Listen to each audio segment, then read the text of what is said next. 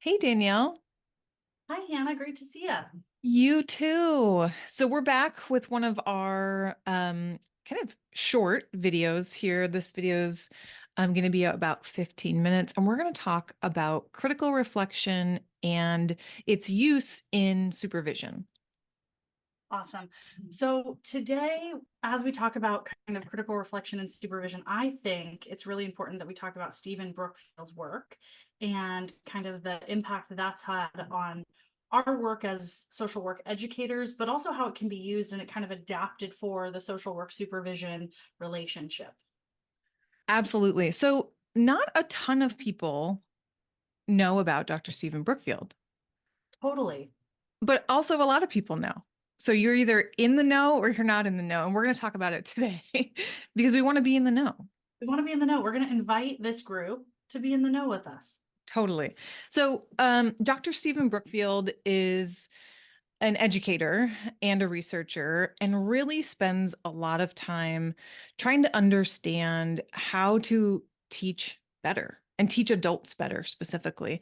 So, Stephen Brookfield has really created kind of one of his seminal books is The Critically Reflective Teacher. And it has certainly had an impact on you and I. Um, and Stephen Brookfield looks at teaching and reflection of teaching through four lenses. So the first lens is the autobiographical, so your own lens. The second is the student's lens. How would the student see it? How do they see it? The third is how would your colleagues see the situation or your teaching or your practice? And then finally, what is the research? What do theories say about that particular experience?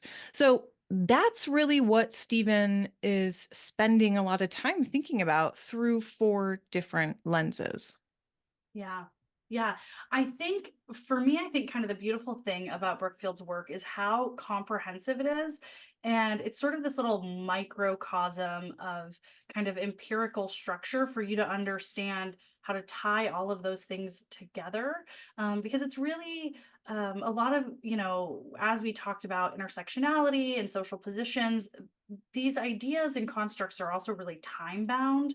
And so we have to remember that the things that our colleagues might have said 10 years ago or 15 years ago might not be appropriate today. What that student said, even pre-pandemic, maybe doesn't apply to our classroom right now. And that theory is called kind of also ever evolving, as is our personal understanding and frame of reference. So I really appreciate Stephen Brookfield's kind of quick and dirty approach to actually applying some of this and understanding where we need to be pulling data, pulling information from if we're going to make kind of these astute assessments that are really critical and kind of bound to the context that makes them relevant. Absolutely. I think that's a really important point. And one of the things that we hear in the classroom from students all the time is, what we talk about in the classroom, the theory feels different to them in practice, or their practicum site does it differently or thinks about it differently. And as the role of the supervisor, whether you're the task supervisor or you're the field instructor, um, there's a lot of responsibility there and a Yeah. lot of need to critically reflect. Yeah, absolutely. And I think I would even say a lot of data or information that we may have been missing when we think about kind of tying in bell hooks and Freire and these different theorists as they try to kind of introduce radical pedagogy, critical pedagogy, counter pedagogy, pulling in that information and kind of how it lands and resonates with our students that are, of course, these change agents in the field, embodying different social locations and identities and having different impacts and outcomes with those theories and practices. That's really important, right? Because our position, there's a power dynamic that's inherent to our position as kind of the licensed provider, the person that's guiding them, the person that's grading them in various ways. So we're missing a lot of nuggets of information if we simply keep student feedback to like a mid-course or end of course formative or summative assessment. We really need to be drawing on that to understand, is this context even relevant for today's practitioner? Okay, I'm really glad you talked about feedback because I was going to ask you a question about feedback. So, in your classes, in your teaching, you seek feedback all the time from students. And why is that? Like, what does Brookfield say about why feedback is so important? Well, I think, and you, I mean, you do the same. So I'd love to kick that back to you after I answer. But I think, as you said, teaching adult learners is specifically um, interesting because these are folks that are internally motivated to be here. They're already bought into the mission, vision, values. They are, for the most part, autonomous. They're, for the most part, kind of self-teaching, self-learning, self-reflecting. And so it is really important to create space and trust and build relationship and allow them the opportunity to teach us as well. Because as much as we are wanting to, you know, give them this information and allow them to have that takeaway, we also have this tremendous opportunity to improve not only year by year or sort of program accreditation by accreditation, but like class by class, hour by hour, right? And so even checking in and doing kind of these pulse checks or doing, you do a lot of end of class check-ins. I think those are great opportunities to understand how to meet clients or meet students where they are as they're meeting clients where they are, right? So that's going to change constantly. Absolutely. And, as you were saying that, I really was thinking about just the parallel process of what's happening in the classroom, this dynamic of professor to student to, you know, practitioner to client. And we really want to prime students to seek feedback from the folks that they're working with, right?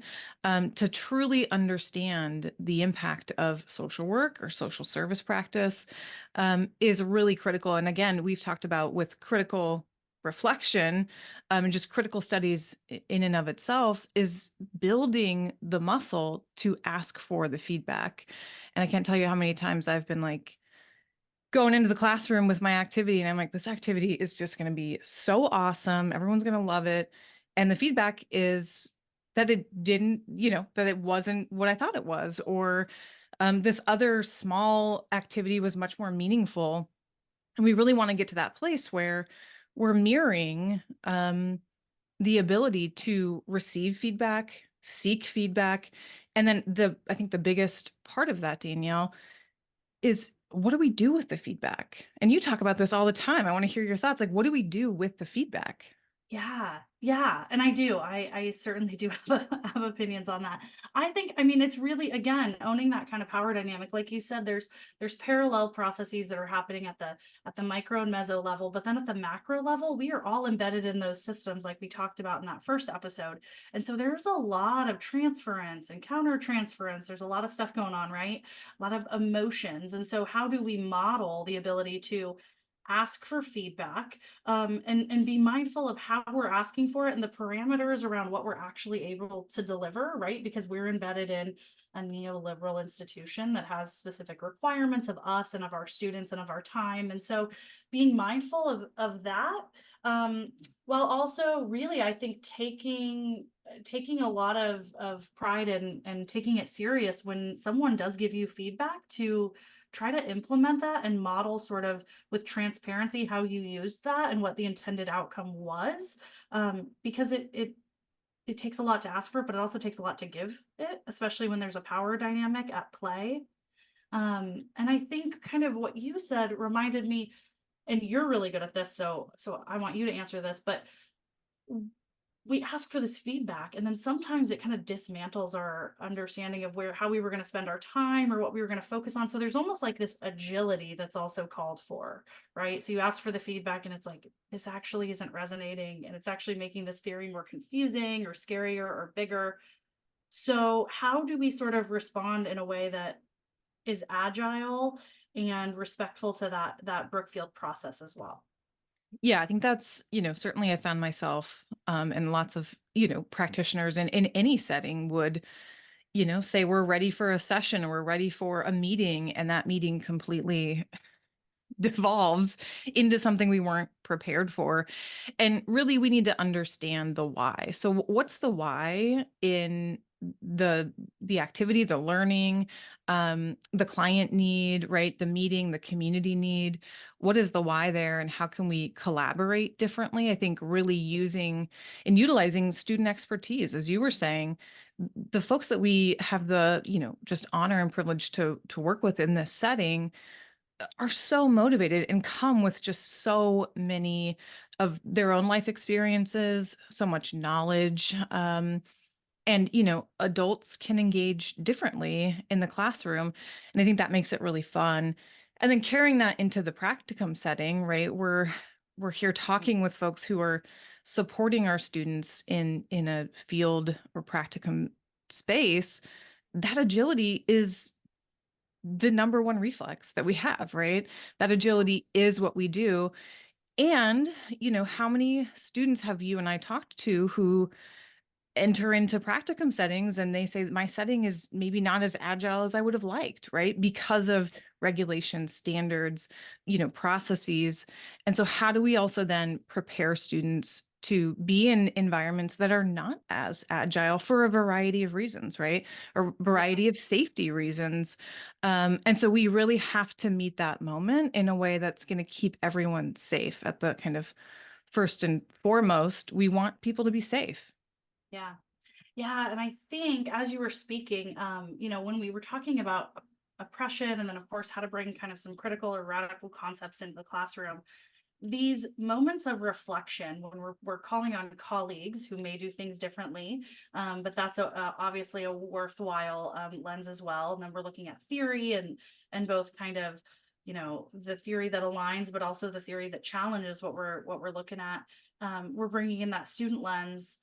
We're kind of inviting some tension, some level of tension that's easily avoided if we don't critically reflect.